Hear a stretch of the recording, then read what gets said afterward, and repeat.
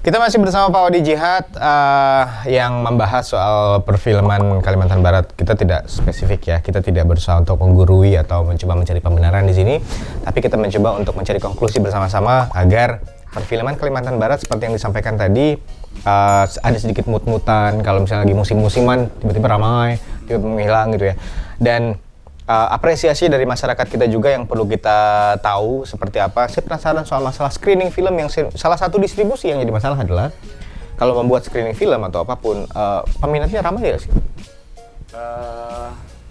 Kalau saya pribadi biasanya ramai juga, tapi ya itu ketika saya screening orang-orang yang di sekitaran saya, teman-teman yang saya kenal dan ya mungkin mereka datang untuk mengapresiasi gitu kan. Sangat jarang sekali ketika saya screening itu orang-orang yang ini dari mana nih. Berarti dia ada lingkarnya kita juga yang datang untuk tapi nonton. Kemarin saya sempat mendengar kita di Pontianak tuh kawan-kawan punya komunitas layar keliling Yarling, ya. Yarling itu sempat berjalan kemarin sebelum ditunda karena pandemi kan. Mereka bilang itu pernah bikin pemutaran dan ketika yang nonton itu walaupun sedikit tapi orangnya itu bukan di lingkaran mereka. Ini penting ya. Iya, dan saya rasa itu sebuah informasi yang menyegarkan lah. Berarti kan kita butuh nih kerjasama dengan pihak-pihak luar yang tidak berhubungan dengan tim produksi kita sebagai seorang filmmaker. Sangat penting. Ya, seperti kayak Yarling yang benar-benar fokus pemutaran film. Oke, ini udah ketemu jalurnya. Berarti peminat-peminat film yang ngerasa bahwa mereka punya peran untuk ikut andil memperkenalkan film-film sinias-sinias Kalimantan Barat kepada orang lain dengan cara seperti itu, membuat banyak kegiatan-kegiatan independen ya. Dan kita berbicara soal ini, tadi soal disebut bahwa film Kalimantan Barat, film Pontianak ini, bilang musiman atau kadang lagi pas orang buat film tiba-tiba buat film juga ramai. Bagaimana cara seorang Pak Wadi Jihad dari 2008 sampai dengan 2020 sekarang dan masih akan terus berlanjut selanjutnya karena sudah ditetapkan sebagai jalan hidup ya. Ini adalah jalan hidup seorang Pak Wadi.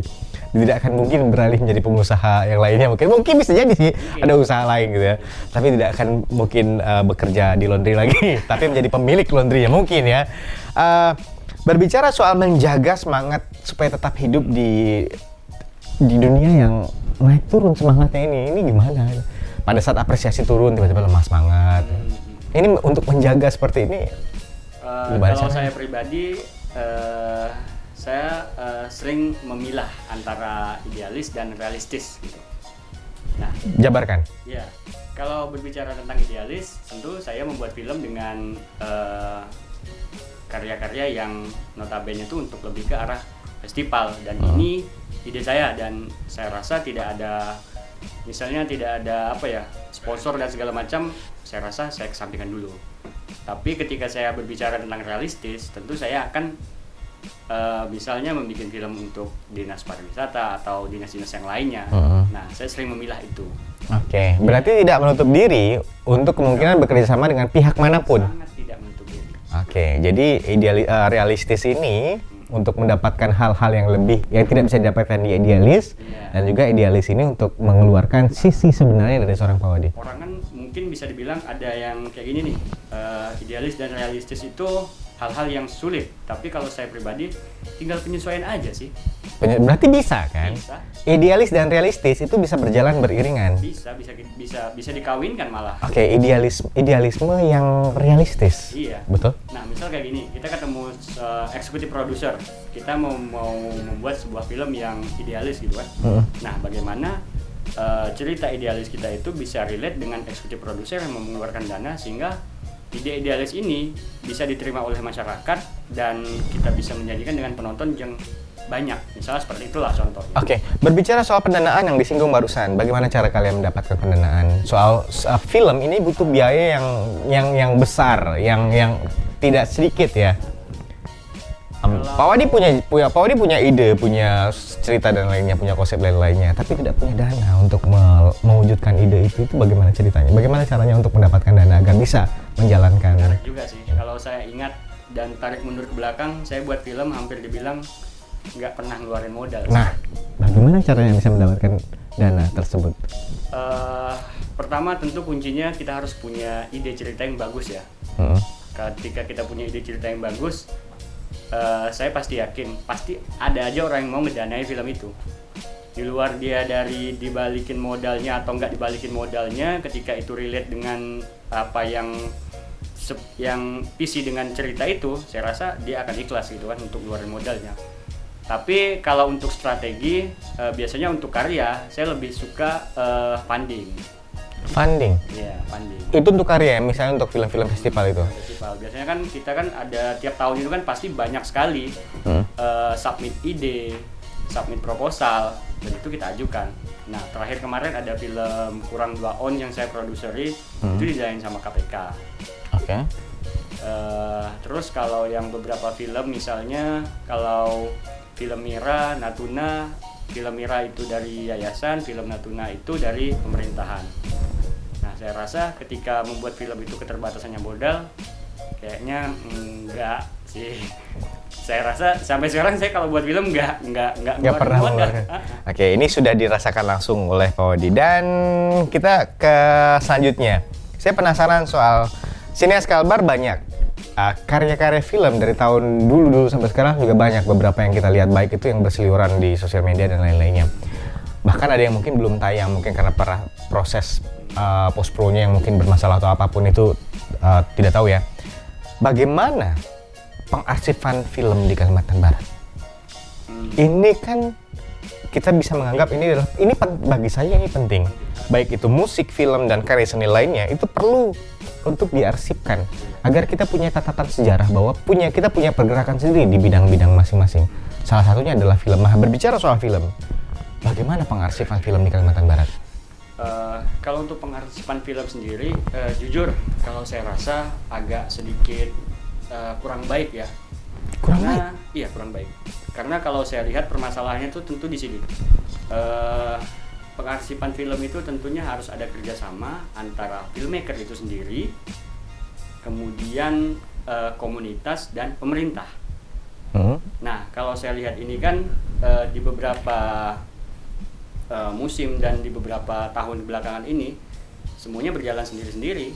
Sampai dengan sekarang? Sampai dengan sekarang, kalau keterlibatan dengan arsip. Berarti itu otomatis adalah pengarsifan film dilakukan oleh masing-masing dari filmmakernya? Iya. Sutradaranya masing-masing?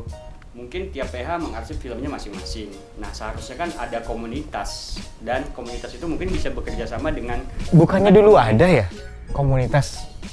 Sempat ada, tapi mungkin memang seperjalanan mungkin ada pengelolaan yang mungkin tidak berjalan dengan baik gitu kan, sehingga ya ketika berbicara tentang pengarsipan tentu saya pengen juga ada pengarsipan yang layak kan, tapi ketika misalnya saya harus berjalan sendiri, saya rasa tidak bisa juga, karena berbicara soal arsip kan kita harus punya jangkauan yang sangat luas kan. Oke. Semoga obrolan kita ini didengarkan oleh pihak-pihak terkait ya, bagaimana ternyata karya seni dari masyarakat, karya seni dari pegiat seni yang ada di Kalimantan Barat itu juga perlu untuk diarsipkan. Ini menjadi catatan sejarah untuk kita. Bagaimana misalnya dari pihak luar tahu ini datang ke ini, tahu kemana mereka akan mencari, kemana mereka akan mendapatkan arsip-arsip baik itu musik, film, dan karya-karya seni lainnya.